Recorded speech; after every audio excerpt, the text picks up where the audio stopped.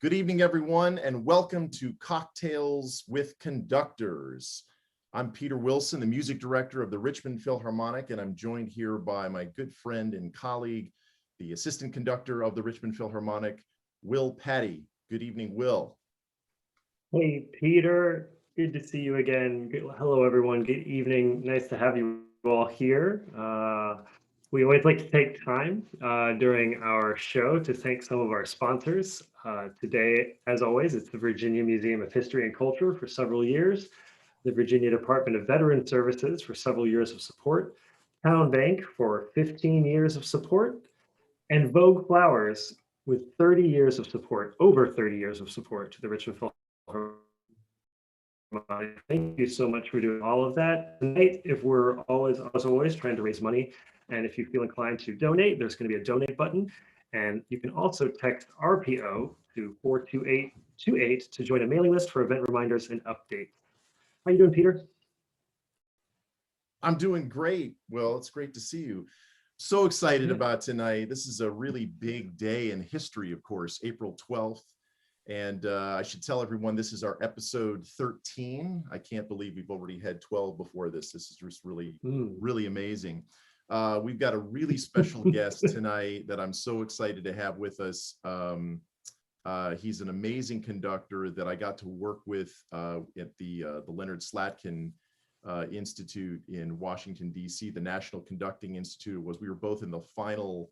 It was his second year actually in the program, but we were both in the final class that Leonard Slatkin had before he moved on to Detroit.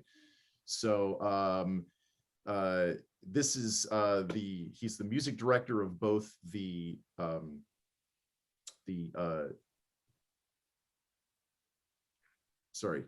Charleston Symphony in South Carolina, as well as the Illinois Symphony. He's also resident conductor of the Brevard Music Center, and he also happens to be the artistic director of Hong Kong Voices. Would you please join me in welcoming Ken Lamb? Whoa. I pressed the right buttons. You did. Welcome, Ken. Hello, Peter. Hello, Will. So good to see you, buddy. My goodness, it was 2008, so I haven't seen you in person since then. That's 13 years, brother. Oh my goodness, and we haven't changed a bit, right? That's right. I'm 13 years, and this is the 13th episode as well. I'm just saying, it's all about the numbers tonight too, by the way, because I have to tell you that that this is a really big day in history when it comes to the space race between the Russians and the Americans, as it turns out. I've got a whole list of things here that I just couldn't believe when this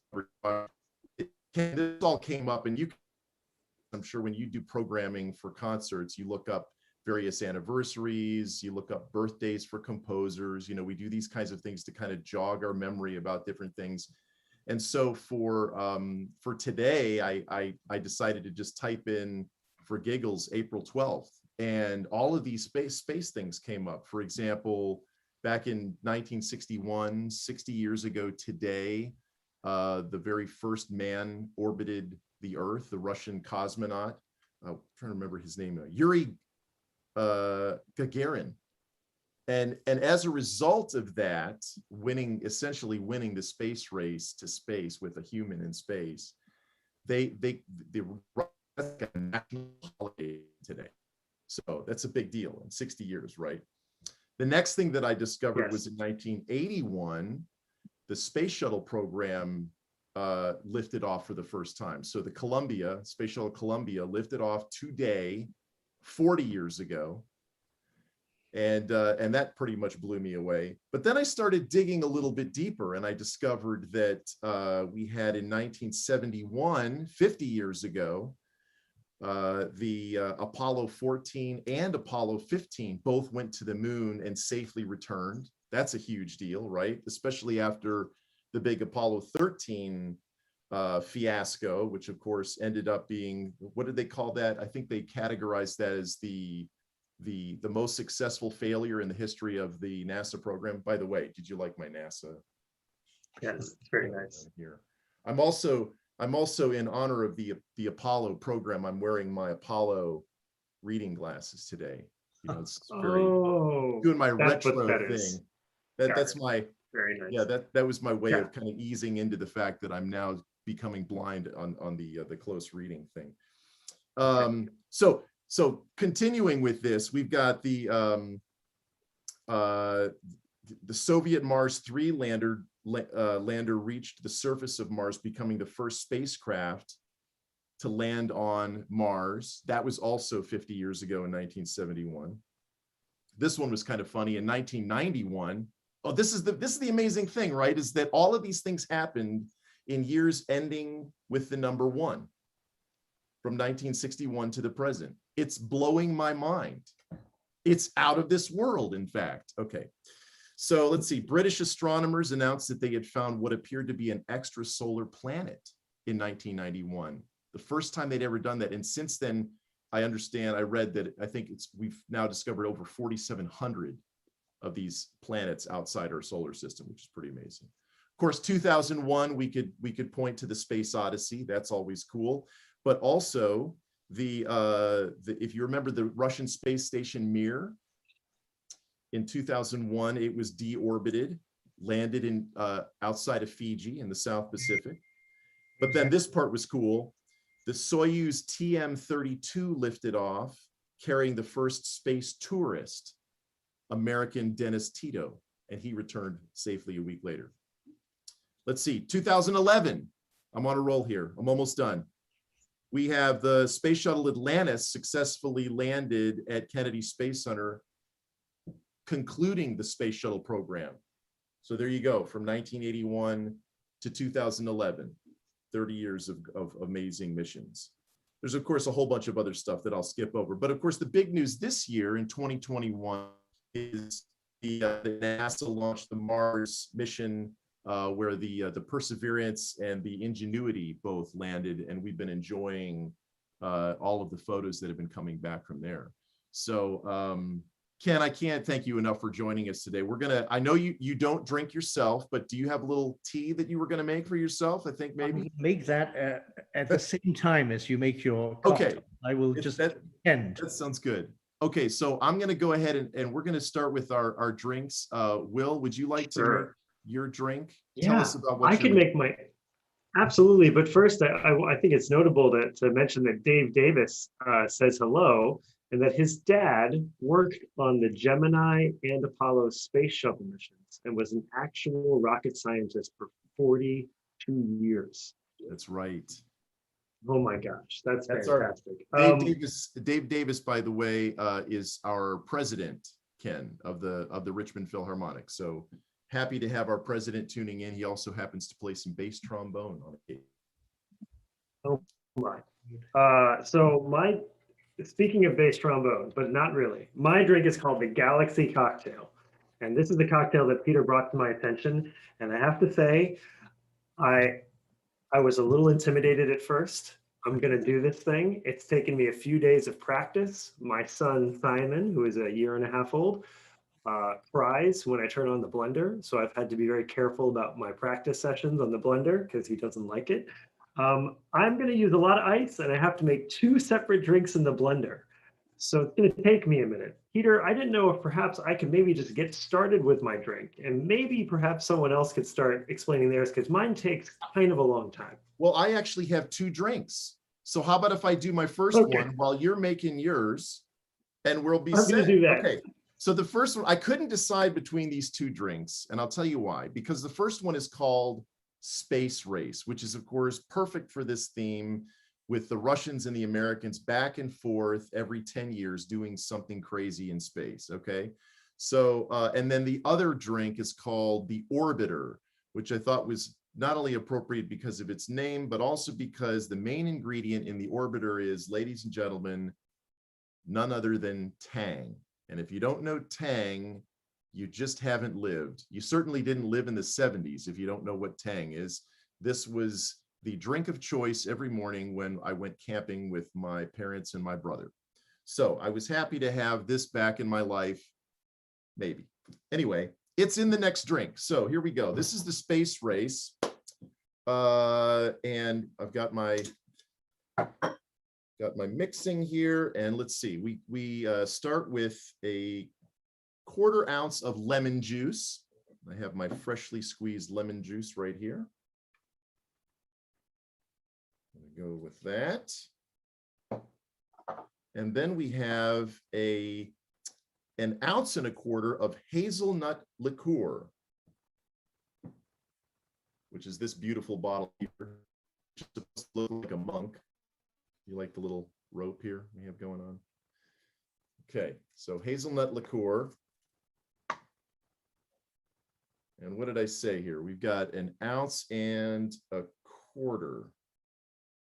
So I'm going to go with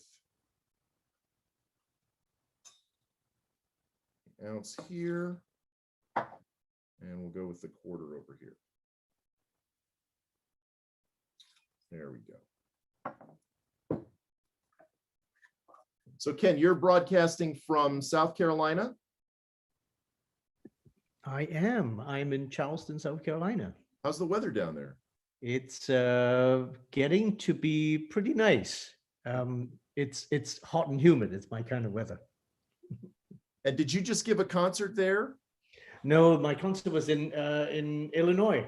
Okay, so you just did the concert in Illinois. I thought that you just said you got off a plane, so that must have, yeah, that made sense. Yeah, we had a nice nice group. I know people are sort of getting back to playing now. So and when we did, and it was really, we were really happy about it. That's awesome. That's awesome. It's so great to hear about people getting to play again. Okay, and then the final ingredient, which is the main alcoholic ingredient, and that is gin, our president's favorite, by the way, Dave Davis's favorite, which is the Bombay Sapphire, which I'm using in his honor. That's going to be 1 3/4 ounces. 1 3/4 ounces, I guess, is the appropriate way to say that. And I want to race to the finish here. Okay, and then I'm going to add my ice, as we had our mixologist tell us, add the ice last.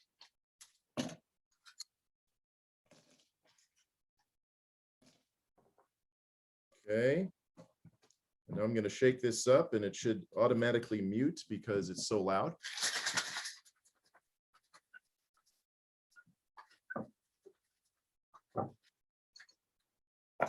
Put some ice in my glass.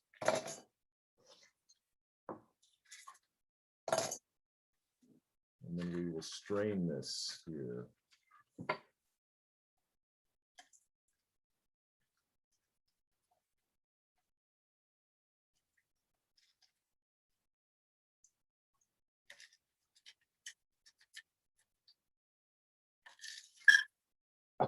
There we go. Space.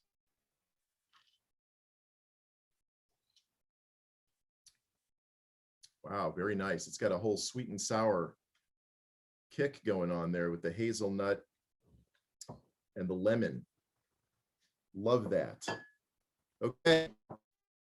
Will, are you getting close, or should I go to my next drink? I think I'm about, I'm more than halfway done, but I will let you, I need a few more minutes, a few more seconds. Okay. You know, yours is probably a good finale because it's so colorful. So I'll go to the next drink. This is a little crazy. This is in honor of you, Ken, the world traveler that you are. We say that you orbit the Earth in airplanes, right? Most of the time, which is kind of the life of a conductor, right? Yes, pre-pandemic life, I suppose. Pre-pandemic life. Oh dear. There we go. Okay, so I've got my ice already in here. Probably just fill it up, keep that going. And then one thing we often use for this next drink, as I said, this is the Orbiter. And this one also uses gin.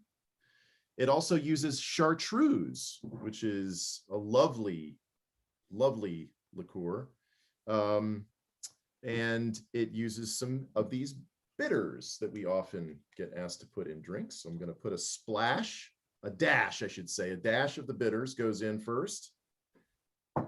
And then a ½ ounce of the green chartreuse.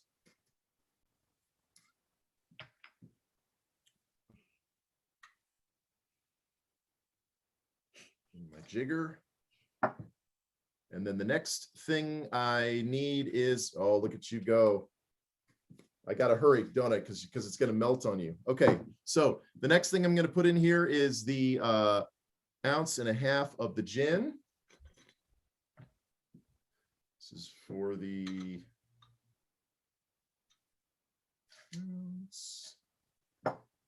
Okay, I'm at the finish line. Well done. Hold on, I'm almost done. Oh, Almost done. okay. And then the most important ingredient, It's ladies done. and gentlemen, the tang. Just checking. Tang, which you have been drinking nonstop for 24 I've been hours. drinking nonstop. It's non-alcoholic, people. It's not a Okay. problem. But here is the tang. I might be more worried about an overdose of Tang. Overdose of sugar. There's a little bit of sugar in the tang. Just a little bit. Which, by the way, Okay. you're going to love this finale, by the way, buddy. You're going to love Say the it. finale on this. Okay, here we go.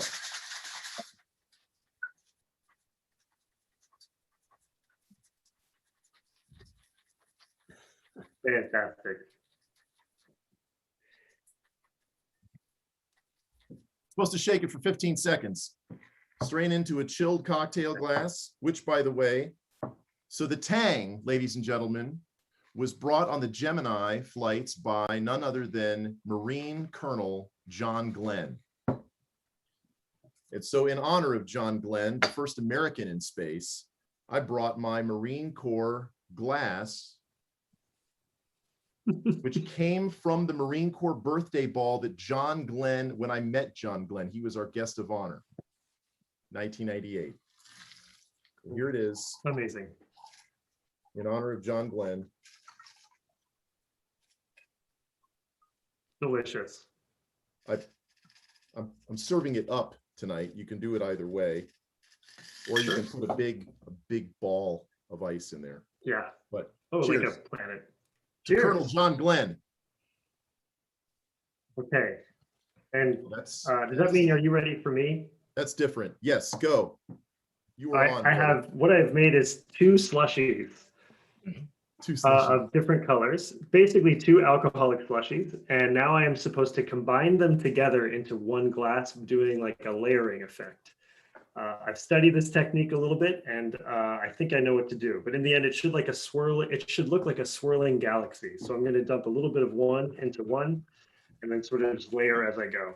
And what's the name of your drink? The galaxy? It's Galaxy. Perfect. All right. Now my workspace might be covered in slushy, but at least I have made something pretty ridiculous. Wow. The Galaxy, ladies and gentlemen. This is the effect of purple and light blue together. It's pretty cool where I am. I don't know if you can see that. I think it's It's beautiful. pretty cool. It matches Awesome. your window Well, in the there you back. are. Thank you. There you go. Here it is, the orbiter, Cheers. the space race, and cheers to Ken Lamb, our special guest tonight. Ken, yours looked really easy. Oh man. Yeah, well, I Mm. sure I get to taste one of those cocktails. Oh my Oh, goodness. gosh. It's out of this world. Out of this world already, this episode is. Okay, so Ken, you've had such a unique journey, I think, than most. You know, most people, you know, they grow up playing an instrument, go to music school, they've kind of devoted their life from the beginning, if they have that path, to go on to do music. And you've had quite an interesting life, because you got out of music for a while to go to law school, and you pursued that for a while, and then you came back. So to tell our audience about that, tell us first how you know, as a child, what did you study related to music, and how did it start you?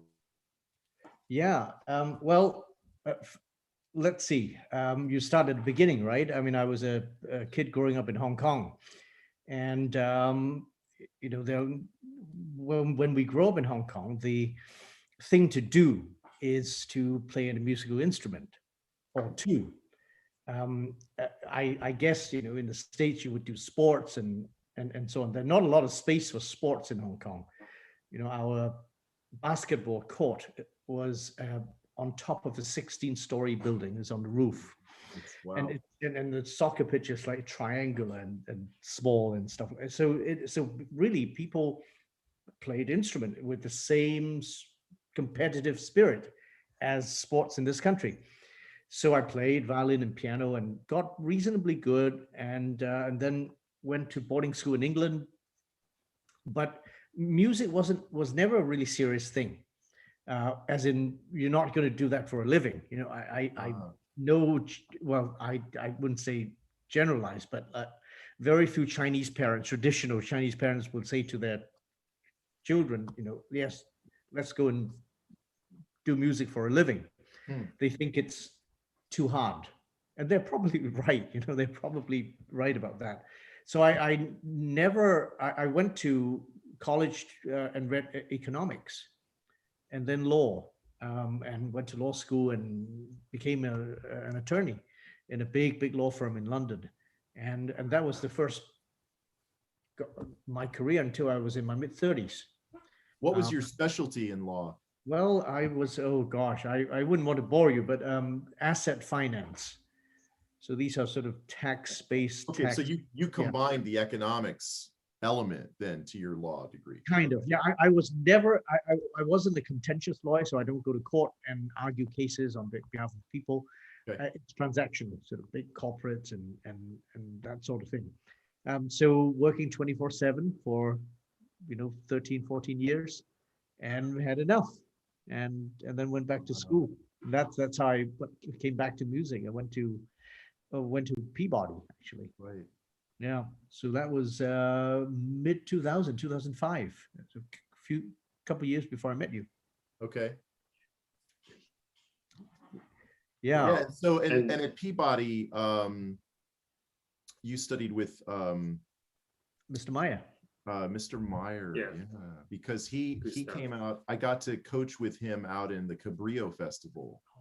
Okay. And one of the things I loved about Gustav Meyer was his the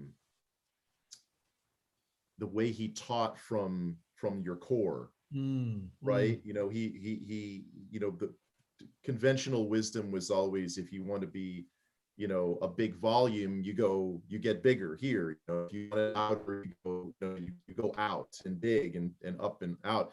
And he was all like, he was all like about harnessing it through, through your gut. And so he would give these fortes from here, right? And boy, and when I got to know him for that short period in that summer, actually it was 2000.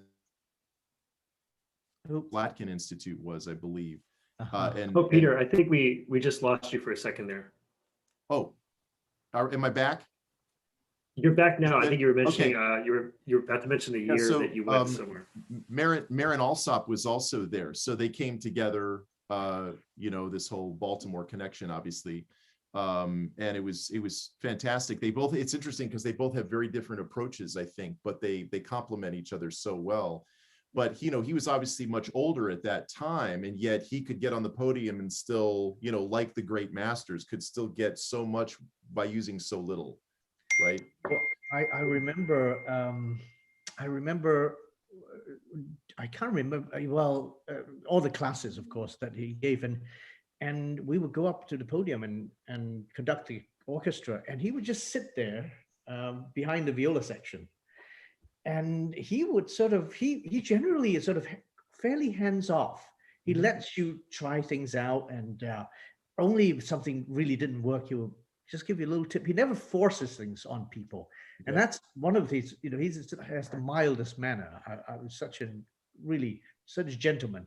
But Yes. what he would do, when we sat in his chair at the back of the violas, he would sort of do little gestures. He would start conducting himself. And, he does all these little things that none of us can really imitate, but it's so small, but effective. Yes. It's so like music. it's never like just beating, right? I mean, he's always just a little something. You can see these little subdivisions, but he wasn't really conducting subdivisions. And so it was really, I think I learned the most just by kind of watching him do these sort of thing and really sort of getting a feel of what conducting is really about. Yeah, so that was a great 3 years at Peabody. Wow. Was Terry Marai also there? Yeah, he was there. Yeah. And of course, he was the director of orchestras there. Yeah. And he's also, you know, I swear, if you ask him what Mahler ate on the particular day, he can tell you. I mean, he encyclopedic knowledge of everything. Yeah, And he came down to Catholic University when I was the resident conductor for that 1 year. Geez, 20, I think it was 2005 or 6. I can't remember now. It was before Kate Tamarkin got there, and she was one of the candidates, and Terry was one of the candidates, and Jana Himes was the third candidate. Oh, I see. So I was basically the guy that prepared the orchestra. They would come in the week of their concert, conduct, and then they were reviewed, and then they would go with the committee would interview them and things like that. And I found Terry to be incredibly effective, like what you're saying. I mean, and he just, you know, he could just with his face give something, and the whole, it was like, you know, it was really mind-blowing about, as you say, his encyclopedic knowledge was really impressive. Yeah, I mean, he's intense. I mean, he's very intense. Very intense. Yeah. But you know, he actually taught the students, especially the undergrads at Peabody, how to play an orchestra. Yeah. Like a lot of the young people when they're in high school, unless you're playing with a big youth orchestra, and there are many fantastic programs in the United States alone, but there are students from all over the world at Peabody. There may be students come from smaller towns and may not have that big youth orchestra. Not every high school has played Don Juan, you know, and right. And when you go to Peabody, you know, he actually taught them how to play in orchestra, where to put the bow on the string, how to subdivide, how to count sing, you know, all the basics, which it's really, really important. And I think the students at Peabody really got a lot out of it. Yeah, that's great. Wow. Yeah, I mean, growing up in West Virginia, where I was, we didn't have any youth orchestras, but we had a community orchestra, which is why I have such an appreciation for the importance of community orchestras in various towns, because they often will have not just amateur players of all different ages, but they'll have, you know, retired musicians, but then they can often have advanced high school students, which is great, you know. And but I also, you know, a lot of us, if you're serious as a kid, or your parents are serious about it with you, you're going to Interlochen or Tanglewood or Aspen, and you're getting trained with all of that stuff that Terry was obviously forcing at the college level, which is so. Well, you know, Peter, that's how I started conducting, was with a community orchestra. In Hong Kong, you know, I was an attorney, but I still played the violin, so I was playing in the Hong Kong Chamber Orchestra, which became the Hong Kong Philharmonic in the 1970s. And the Hong Kong Philharmonic is a big orchestra now, you know, like Jaap van Zweden is the music director. Yeah. But the people who were in that orchestra who could not go professional, you know, there are doctors, and they formed the Hong Kong Chamber Orchestra. And so I played with them, you know, and one day the conductor did not show up for whatever reason, you know, and they said, you know, can somebody conduct? And that was my first time. It was your Bernstein moment. Yeah, no, it was, you know, I mean, Will, I mean, you remember the first time you took up a baton and conducted, right? Oh my goodness, absolutely. Thanks for asking. I'm also I have a quick question. Were you studying conducting before you stepped on the podium in Hong Kong for the first time? Never. Wow. Yeah, that's really interesting. I was going to tell you a very quick story about that. You know, you remember I asked you because I'm sure you remember the piece that you conducted, right? And for me, it was Egmont Overture. And you know, the Egmont Overture, right? Big, oh boy, you know, big sound. So I did not have a baton because the conductor didn't show up. I have to do this, right? So I used a pencil. Never use a pencil if you want to conduct the first bar of Egmont Overture. So I did not, or at least have a few conducting lessons before. So I never had to conduct. Or I gave make what sure I it's thought, sharpened, at least. what the, I gave what I thought was the upbeat, and just stuck the pencil right in my forehead. And you can Oh, even see it to this day. That no. it's still there. No. No. It's still there. Wow. Then make sure it's not a sharpened pencil. No, and that's why I started going to these summer workshops in Europe, and that's why I met Mr. Meyer. Oh, it's life or death. You had to get trained, or you were going to hurt yourself. Well, you're gonna need, Leonard Slatko. Remember when we were at the National Conducting Institute? He was talking about, was it Bata or Firebird? He stuck his baton through his hand. Yeah, I was just going to say that it was New York Phil, Kurt Masur.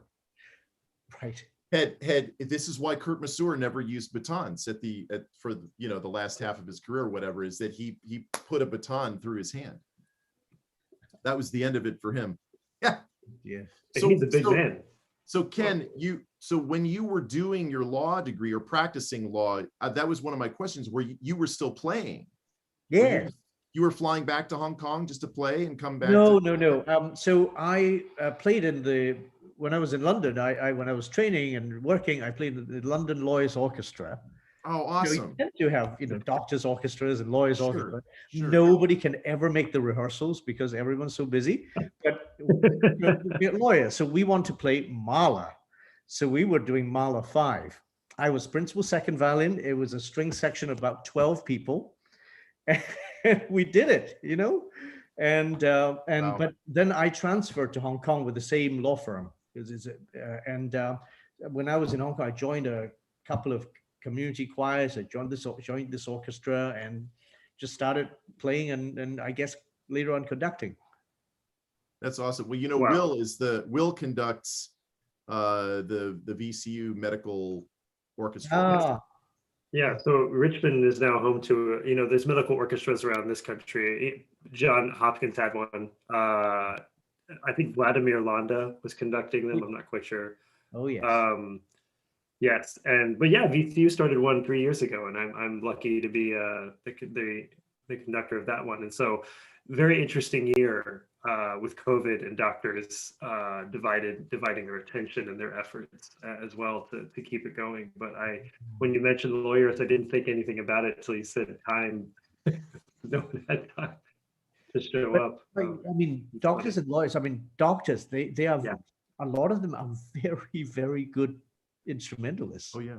Yeah, Well, this is why orchestras, like my brother went to Princeton, and they don't have a music program there other than you could get a master's in musicology and that sort of thing. But they of course have an orchestra, and it's amazing, right? And just amazing because these kids that go there, they were really serious about music, and they only decided to go into something else because, as you alluded to, their parents probably were like, oh, you can't have a career in music, so we'll just have that to get you into college, and then you're going to be a doctor, a lawyer, whatever else it might be. But I'm so glad to hear that you stayed connected to music. You didn't just shut it off for the 13 years that you were a lawyer. You really stayed connected with it. You try your best, and when you're in a city like London, my office was 5 minutes walk from the Barbican Center. So you can imagine, wow. At 7 p.m., of course, we work 24/7. So at 7 p.m., I'm in the office. I'm looking at who's playing at the Barbican Center, who's playing at the Royal Festival Hall, who's at Wigmore Hall.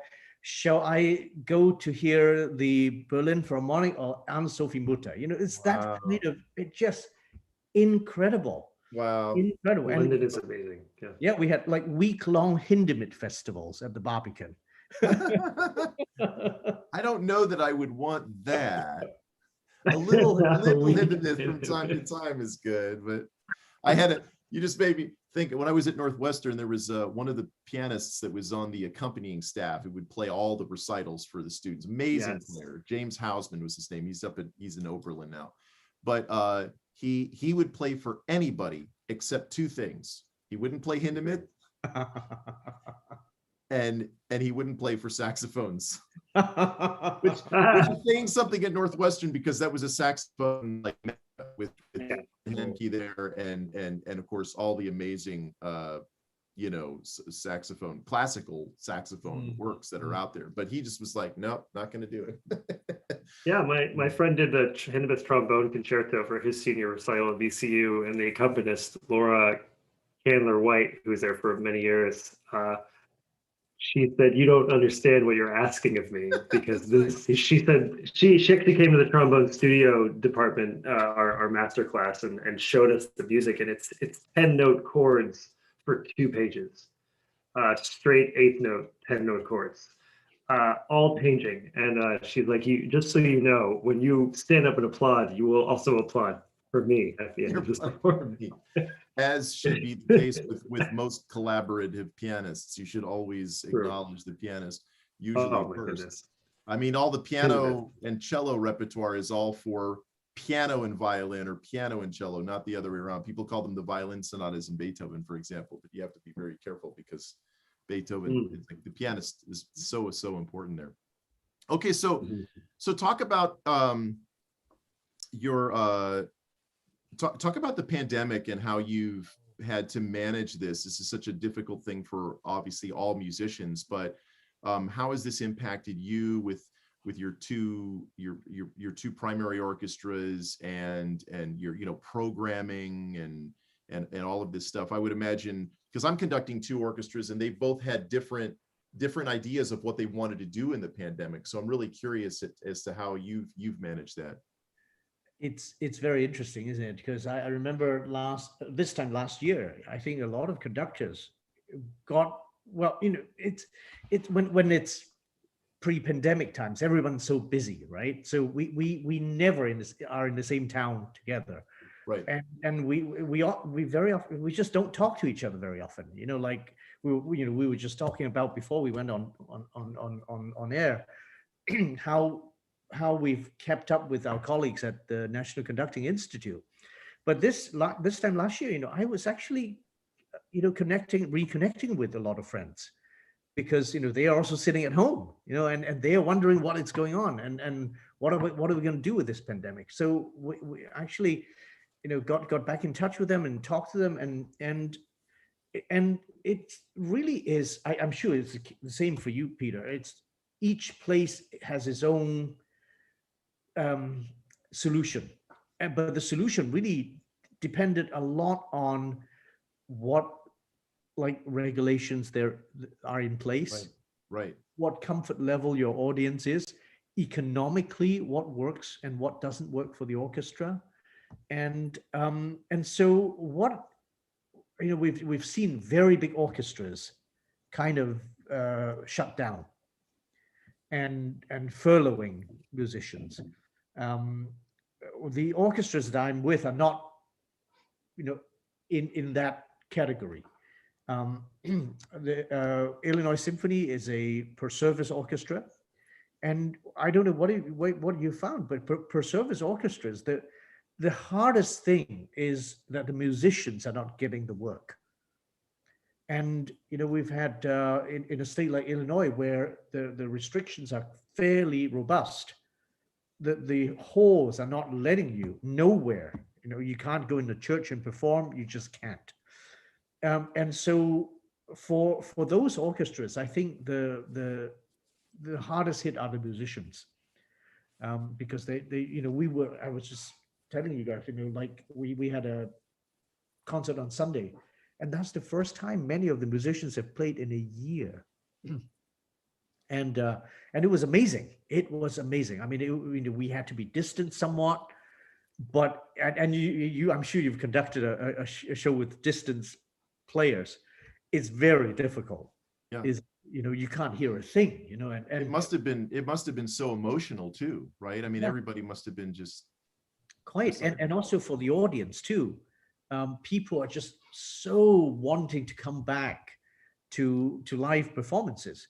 So you were able to have an audience for this Illinois performance? For Illinois, only a few.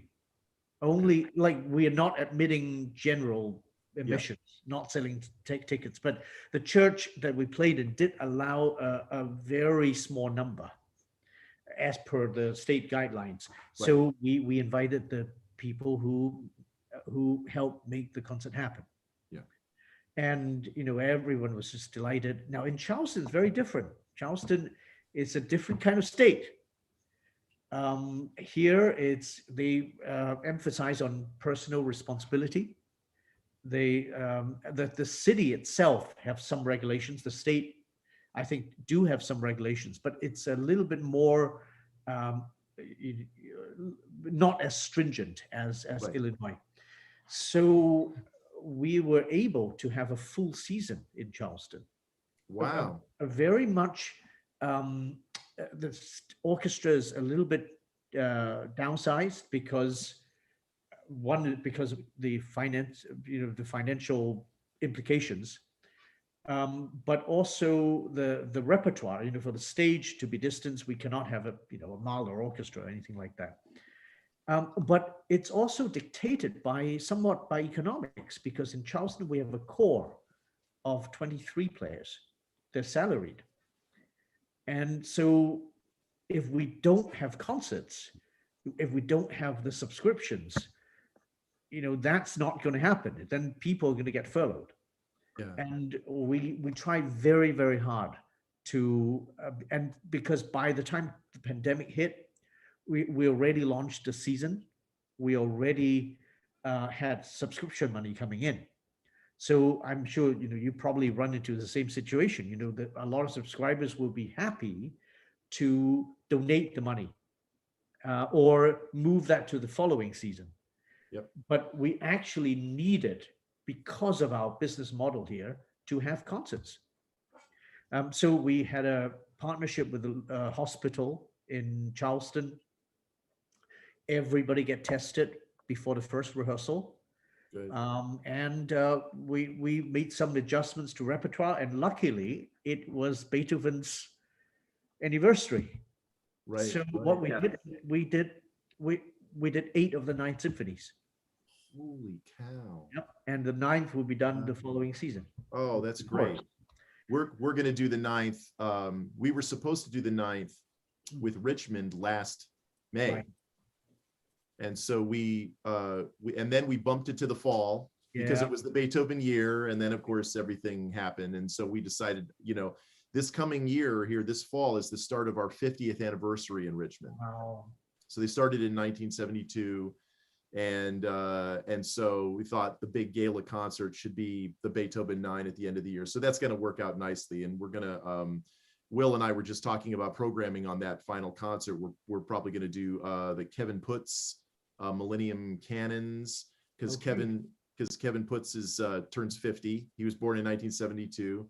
And then, do you know this composer Gabriela Lena Frank? Well, I don't know her personally, but so she, I don't know her personally either, but I noticed when I was looking at her and she's written some lovely things. So, this will be part of the first half of the concert, because obviously you don't want to have a big first half with Beethoven 9, but just something little there. And then we'll do something that was played in the first season. We thought would, Oh, that's nice. That's very nice. How is so that's kind of our idea there. But how is your chorus doing? It's great. I mean, this is a chorus that is, I connected with someone, a really fine choral director, Ryan Tibbetts, in the Richmond area, and he actually conducts a couple of different choruses. So he recruited the chorus from both of those groups, and so I can't wait. It's gonna be fantastic, and our soloists are all great, and they've all agreed to come back. So everybody's pretty much on board. Here Ryan needs to check with the boards of those 2 choruses just to make sure that logistically that it can all work out. But I contacted them as soon as I could, to make sure that we're more than a year out, so we should be able to book something. Obviously it's a little dicey with choruses, right? Because that was the big culprit early on, with choruses getting together and spreading the virus. But have you gotten your vaccinations? Well, I had 1 dose so far. Okay. What about you guys? I've had the two. As a teacher, I got vaccinated fairly early on, so in an effort to return to school. Yeah, I think, well, we're all talking about the Beethoven year that wasn't, and I've been thinking about that for orchestras around the world, that everyone was gearing up for this 250, and like, it's just amazing to think of all the performances that didn't happen for Beethoven. I just wish we could sort of just adopt Beethoven and just give him a grace year, and everyone's program can just. I think it should be allowed that in this coming year we can honorarily also program things just to honor the. Yeah, Well, because I can just imagine of all the Beethoven that was about to happen. We got very lucky in Waynesboro because the very last concert we gave was on March 1st. And obviously the shutdown happened within days after that. And that March 1st concert, as well as the day before, February 29th, we did an all Beethoven program. We did Coriolan, we did Beethoven 1, and then the second half was the triple. Oh, nice. And it was amazing. And what's really weird, of course, is that the pandemic was, without us all really realizing it, was really well in play by March. And we have photographs of us all hugging and around each other at dinner after the concert. And it's like mind blowing now to go back and look at that and think, if we knew what we know now, I mean, who knows? There could have been people spreading it literally at the concert. We just have no idea. But you know, Ken, you brought up this the issue of musicians in these regional orchestras, especially.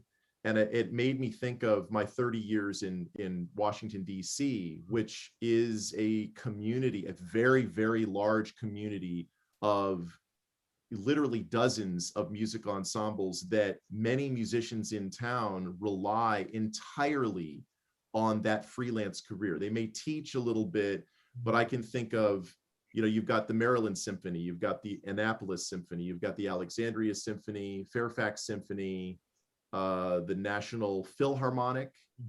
So that's 5 really high regional orchestras. And I know musicians that play in literally all 5 of those. They find a way to juggle playing in all of those. And of course, a lot of players come from the military bands too, off duty.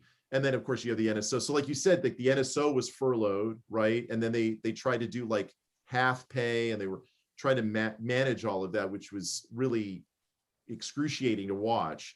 But then you had all these other orchestras that is the lifeblood of these musicians, and it was such a tragedy to have to see a lot of them not, you know, a lot of people went online and were just teaching like crazy online. But I have to commend a lot of regional orchestra boards, and because they understand the challenges facing these musicians. And like even for the canceled concerts last year, you know, I know some boards, I wouldn't name the orchestras here, but like they voted to pay the orchestra even though the performances were canceled, and they would just try and do a little fundraiser just to give them something. And it's really heartwarming. You know, the community is really pulling together. And that's been really great. Yeah, that is great. Okay, so tell us about what you have planned. I mean, assuming that we're all back in the fall, do you have programming ready for both of your orchestras coming up? Yeah, well, I actually would love to hear what you guys have planned for your orchestra too. I don't know whether you've announced those yet. But, well, actually, I was wondering well, Ken, what did you program with Illinois when you got back for this big concert? Well, let's see. What was on that one? Well, for this one, you know, we're also dictated by restrictions. So we basically a string orchestra, but a full string orchestra, harp. So we actually did music. I think it's important to just do music that when people listen to, they feel really great afterwards.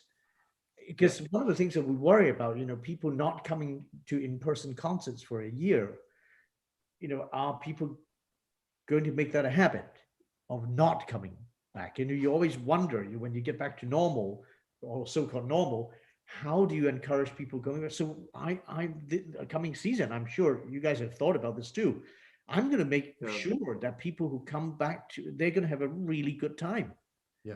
Now, of course, it doesn't just mean programming very conservatively or just all Tchaikovsky and so on, but there's going to be a dose of things that people would love to hear. And so, we're sort of thinking along those lines. Obviously, finances are also, we got to, are you going to plan for audience growth next year? Probably not. You're going to think about, just to try and get people to start coming back again. So those are kind of realities that I think everyone has to think about. And I mean, both of you, what's been in your minds? Yeah, so I've actually been acting back and forth quite a bit over the last few days about this, but working backwards, so this is our 50th anniversary year, so it's a big celebratory year, and I'm really excited that we're getting back for obviously many reasons, right? I think that it's good to find a balance between what you're talking about, which is what people really want to hear, things that'll be exciting for them, something that'll draw them in. But I also want to program pieces that are kind of reflective of what we've experienced, that draw out these emotions that we've had to endure one way or the other. I mean, there's been such tragedy with the loss of life, loss of jobs, things like that.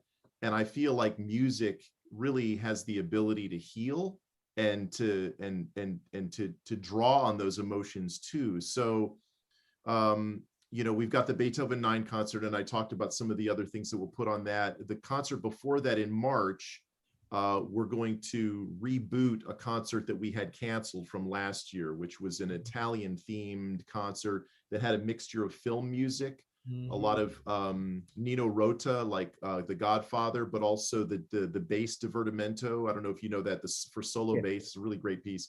And my dear friends from the Marine Band is coming to play that. So, and he's all locked in to do the new date. So we got that program so well learned, and we literally canceled it with like 3 days to go.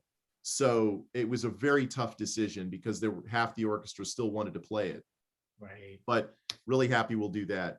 But then this fall, I've got lined up the second half of the concert will be kind of a pops concert. I thought to do this mix of things that'll be fun. And I want to celebrate this number 50, so I was looking back on things that happened in 1971. The Kennedy Center was inaugurated. So I thought doing the JFK soundtrack would be fun. That suite, the 3 movements, that would be great. I already mentioned a bunch of these space things. We just are putting together now a virtual performance of the Mars movement, which is a planet's performance. So I thought with the Mars connection this year as well, with the Perseverance and everything, I thought that would be fun to put on the second half as well as perhaps the music from Apollo 13. But then on the first half, I was doing some research, and I discovered this symphony that was written in 1971. It's Arvo Pärt's Third Symphony. And I don't know if you've heard this piece, but it is absolutely breathtaking. And what I love is its message. And of course, if for those in the Richmond Philharmonic who are watching this broadcast, they're hearing this for the first time that they're going to be playing this. But Arvo Pärt's Third Symphony was kind of monumental in his career because it started a new phase in his life. He had been suffering from great despair and trying to find, he was searching. And he found this symphony to be sort of his therapy. And this is a symphony of joy for him. And it marked the end, as he said, of his despair and searching. So, and if you hear it, it really has there's a sense of isolation in the beginning. And it has, he was really into Gregorian chant and these kinds of old chorales. And it what I also love is that it uses a large orchestra, and so we can have everybody participating. And hopefully that won't be dangerous, but but it's a lot of long tones and long melodies, which I think would be good getting us back into the gear. I don't think that we should be doing Ruslan, I mean, we shouldn't be doing things that are especially technically too challenging. This is going to be challenging on an ensemble and a tuning chordal level, but I feel that that's going to be kind of getting back to those basics, if you will. But it's an amazing work, and I think opening the concert, it's about 25 minutes, and having that be the first half, I'm hoping will sort of draw on these emotions that we're talking about. That's great. And programming a season, it just takes so much thought, right? Yeah. And Will, what have you got in store for your orchestra? We are actually resuming rehearsals next Wednesday for the first time. Wow, awesome. And the whole purpose and actually what's quite interesting is that I'd like to take a moment to thank Henrico for the county of Henrico because they were the ones who actually invited some Richmond Philharmonic players to play.